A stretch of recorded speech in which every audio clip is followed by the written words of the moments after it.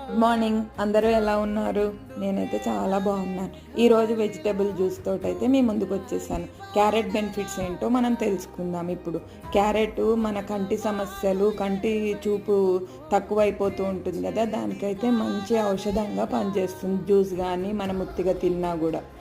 చిన్న పిల్లల నుంచి పెద్దవాళ్ళకి కూడా కంటి సమస్యలు వస్తున్నాయి. మనకి క్యారెట్ తింటే ఆ సమస్య అయితే దూరం అవుతుంది. దీంట్లో చాలా బెనిఫిట్స్ ఉన్నాయి. రక్తపోటుని కూడా నియంత్రిస్తుంది. మనకి జుట్టు పొడిబారిపోయి ఉన్న వాళ్ళకి కూడా ఇది సమస్యని దూరం చేస్తుంది. నిస్సత్తువ, కొంచెం నీరసంగా అనిపించినప్పుడు ఉత్తి క్యారెట్ని జ్యూస్ చేసుకొని తాగినా, హనీ కలుపుకొని, నిమ్మకాయ కూడా కలుపుకొని తాగినా కూడా మనకి శక్తినిస్తుంది.